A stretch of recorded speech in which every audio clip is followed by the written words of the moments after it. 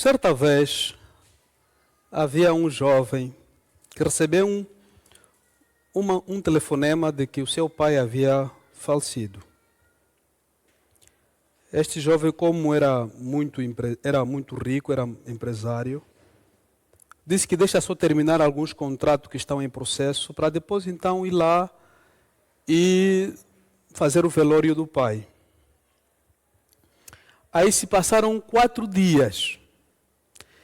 Depois decidiu que agora vou lá, né, o corpo está na morgue, eles podem conservar muito bem, para então enterrar o meu pai. Quando esse jovem chegou no local do óbito, lhe disseram que o teu pai está na morgue. E ele chegou até a morgue e logo que entrou na sala havia dizeres muito interessante. A primeira frase que ele encontrou lá, o primeiro texto que ele encontrou lá na entrada da morgue, dizia que nós éramos como você, mas hoje estamos aqui, a nossa casa é gaveta. E ele achou interessante, mas depois ignorou, aproximou-se e abriu a gaveta, reconheceu que era o pai, muito bem, então ali fez todos os processos legais. E quando ia sair da morgue, encontrou mais um texto que dizia assim: em breve estarás conosco. Aí ele ficou muito chocado, mas quem está a escrever essas mensagens aqui? E voltou para casa. Quando ele chegou em casa, encontrou fatos muito bonitos no guarda-fato do pai, que ainda estavam com a sua etiqueta. Ou seja, o pai comprou, mas não chegou de usar. Viu caixas de sapatos novos que ele comprou, mas não conseguiu usar os sapatos, porque a morte veio. Ou seja, quando nós estamos a falar de morte, o que me vem na mente é a seguinte parábola. Jesus, uma vez na terra, contou uma parábola que eu gostaria de partilhar com nossos caros internautas. Quando nós abrimos no Evangelho de Lucas, capítulo 10,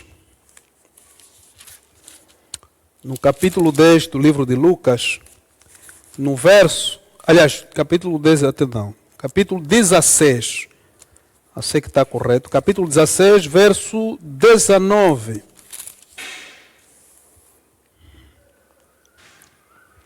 No verso 19, diz assim: havia um certo homem rico que se vestia de púrpura e de linho, finíssimo, e que despendia todos os seus dias de sua vida de forma regalada. Continuando o texto, diz assim: e havia também um outro homem chamado Lázaro, coberto de chagas e que vivia a esmolar,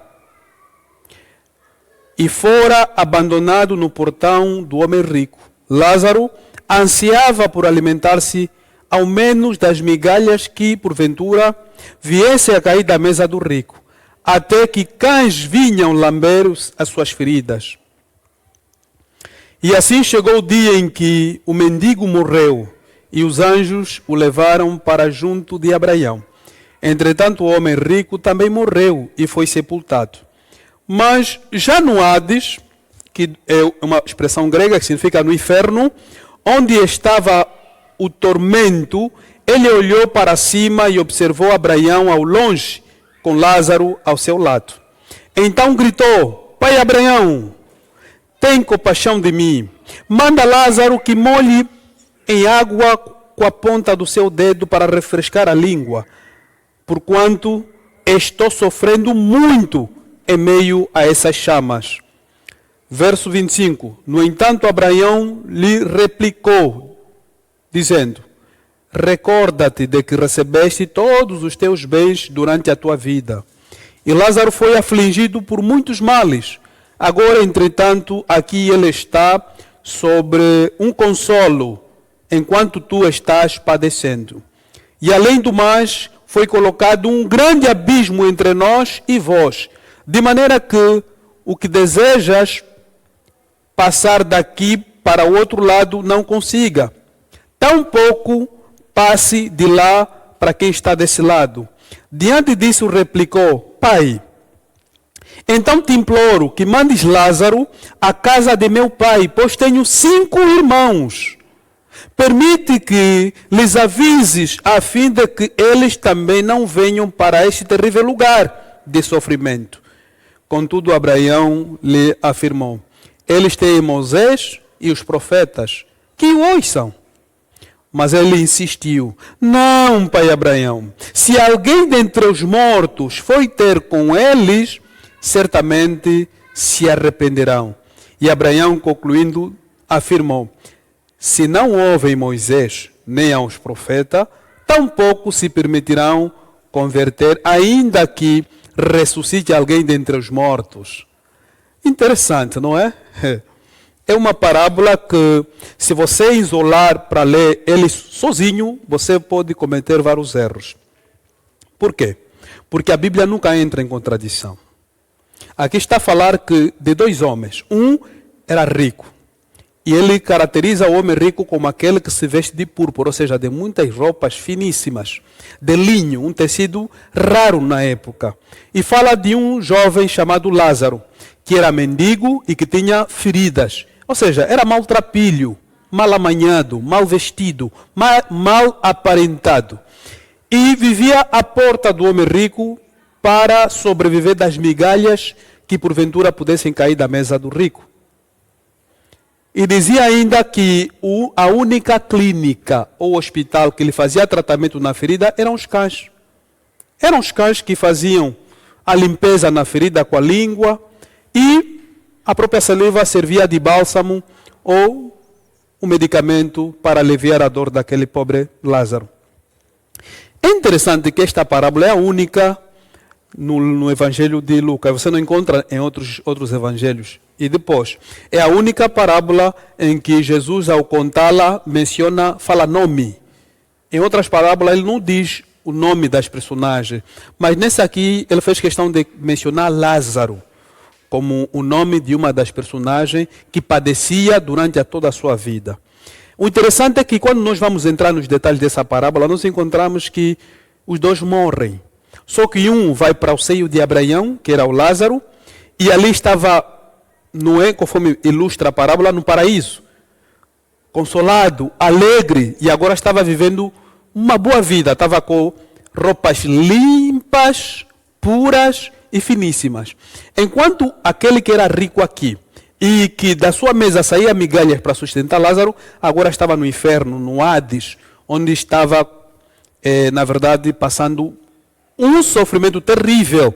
E por isso ele suplicou, porque ele olhou à distância e viu Abraão e Lázaro. E reconheceu que aquele é o meu mendigo da porta. É aquele que ficava no meu portão. Então, ainda assim vou pedir para que Abraão mande ele para molhar o dedo dele na água para ver se me dá um pouco do refrescamento na língua, pois que aqui estou em chamas.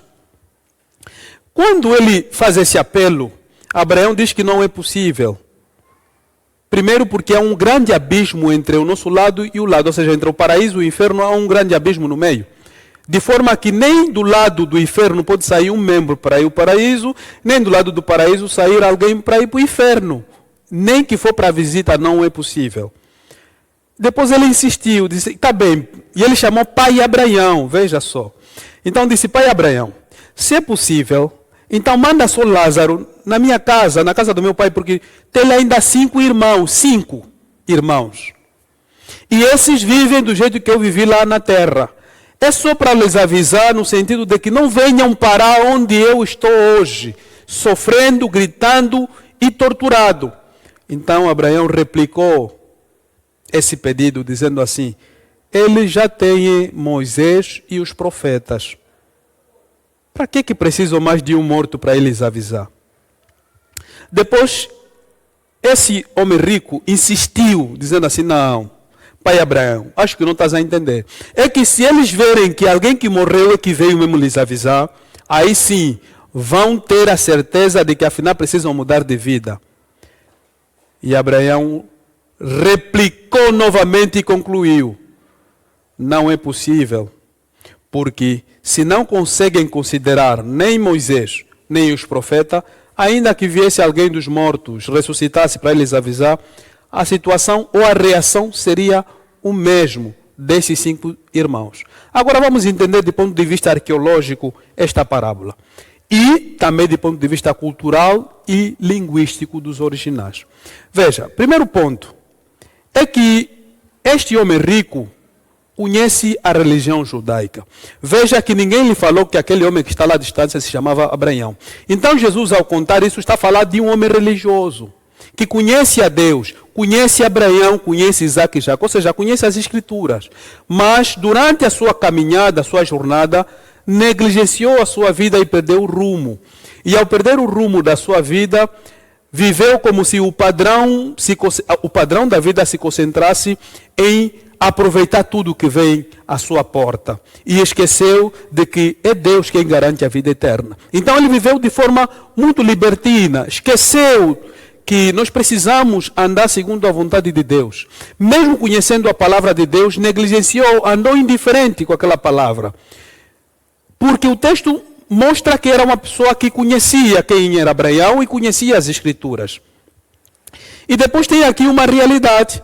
É que este homem, enquanto vivia nesta terra, ele gozava e mandava e se calhar humilhava pessoas que tinham necessidades de ajuda, necessidades de alimento, de roupa e muito mais.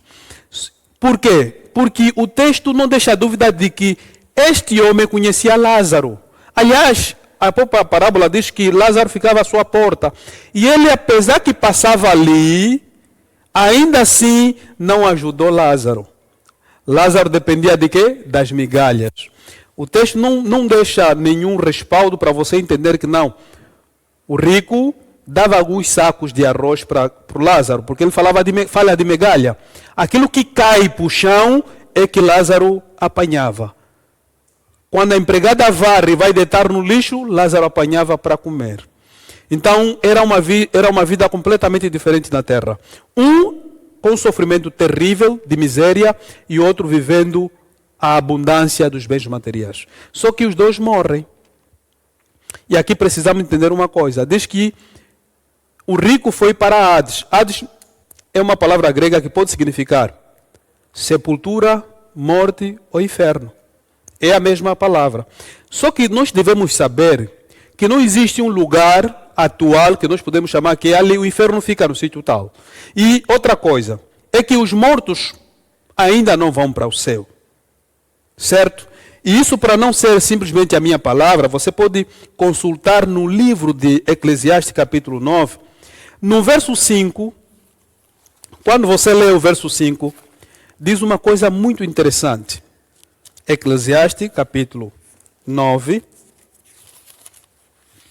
no verso 5, diz assim: porquanto os que estão entre os vivos sabem que morrerão, mas os mortos não sabem mais nada. Não haverá recompensa para eles, nem tão pouco lembranças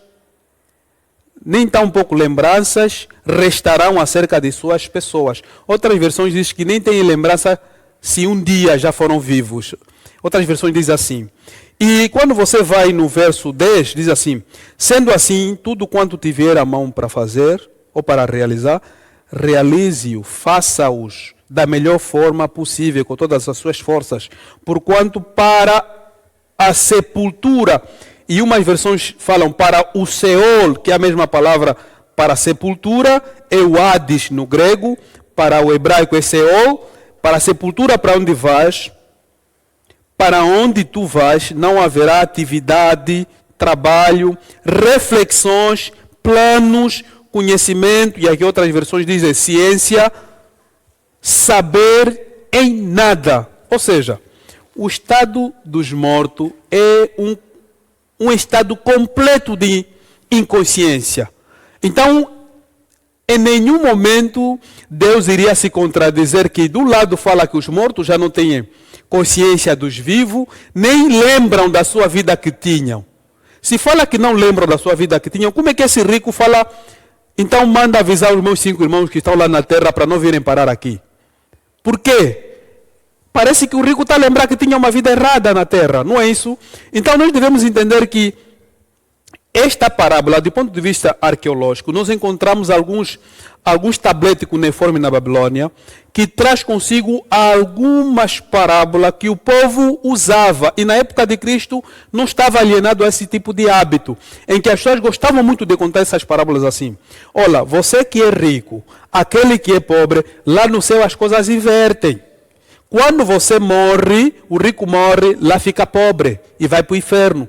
Quando você que é pobre na terra e morre, vai para o paraíso e lá começas a viver bem. Essa era, na verdade, uma fábula, uma mentira que as pessoas apregoavam como parábola, como ditado. É simplesmente para divertir ou moralizar a sociedade. Só que há uma coisa interessante, é que ele quando contava essa parábola, dizia uma coisa assim. Quando o rico morre, lá vai para o inferno.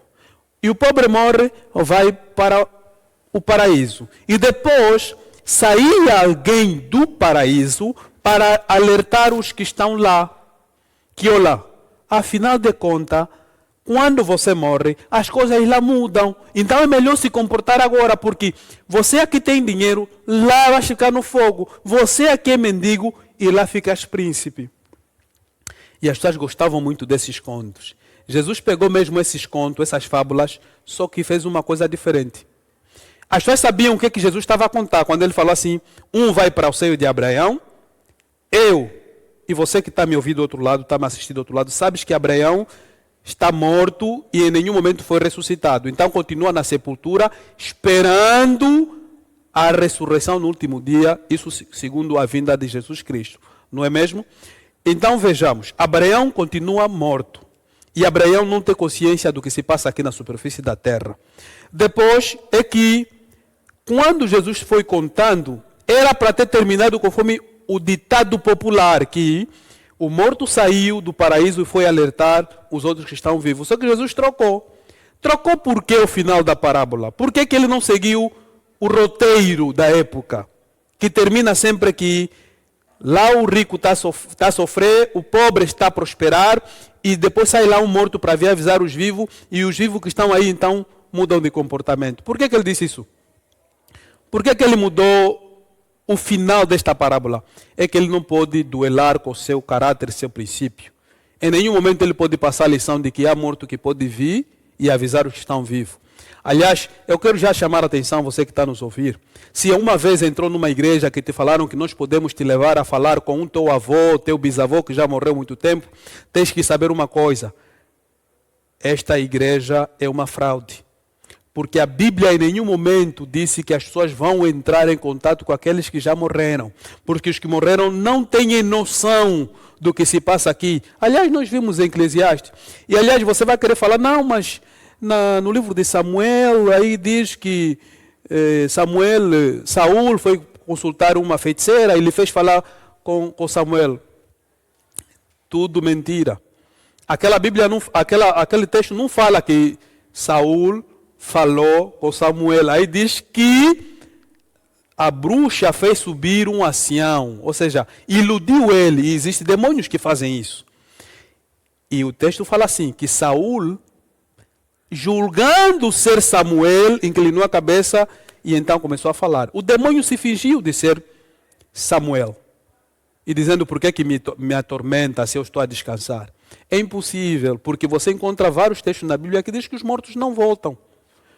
Há um tempo determinado para cada vida, um tempo para nascer e um tempo para morrer. É assim que nós fomos feitos. E é claro, só um escape quando nos arrependemos e Cristo vem e então nos leva para uma vida eterna. Estando isso bem claro, então podemos entender que Jesus, ao terminar assim, não pode o morto ir avisar os que estão vivos. Eles têm Moisés e os profetas. O que é que o texto está a falar? Quando fala Moisés, está a falar dos 5 livros de Moisés. Não está a falar Moisés como pessoa. Está a falar da Torá, está a falar da lei. Porque na época de Cristo era normal dividir assim. A Bíblia era dividida como a Torá e os testemunhos. O testemunho, estamos a falar dos profetas, que sai mesmo de Josué até Malaquia. Como estamos a falar da Torá, estamos a falar dos 5 livros de Moisés. Então, alguns falam assim, tem a lei e tem os profetas. Outros dizem tem Moisés e tem os profetas. Na verdade, é a mesma coisa, porque muitos na cultura judaica substituem os escritos pelo autor, e isso é normal. Mas em suma, o que está falando na nossa linguagem de hoje é que eles já têm a Bíblia para se orientar, não precisam de falar com mortos para serem avisados. Então, para concluir, vamos pensar assim. Quais eram esses 5 irmãos do homem rico que estavam na terra que precisam ser avisados? Nesses 5 irmãos pode ser encontrado eu e você que está me assistindo, que precisamos de um aviso, só que, infelizmente, nenhum morto poderá vir para nos avisar, porque eles não têm noção do que se passa aqui na terra. Você só tem uma única oportunidade, que é hoje, que enquanto ouvires esta voz de Deus falando para ti, que enquanto tens oportunidade para renunciar ao pecado, se arrepender e se reconciliar com Deus, então a salvação entra na tua casa e entra na tua vida. Mas enquanto você negligenciar, infelizmente, a Bíblia fala que nem que viesse alguém que já morreu para te avisar, você mesmo assim seria indiferente. Porque você tem a palavra de Deus, que é a lei e o testemunho dos profetas. Esse é o nosso guia, essa é a nossa advertência. Se há alguém que saiu do céu para nos alertar, nós que fazemos parte dos 5 irmãos do homem rico, está aqui dentro da palavra de Deus. Então, para de consultar pessoas que te mentem, vamos falar com o Espírito, não sei de onde. Não, consulte a Bíblia, que é a palavra de Deus. Ela, você tem a oportunidade de se arrepender dos seus maus caminhos, retificar a sua própria vida, se consagrar aos pés de Jesus e garantir a tua salvação. Que Deus possa te abençoar e te dê oportunidades, como esta de hoje, de ouvir a sua palavra e não endurecer o seu coração. Deus te abençoe e te console. Amém.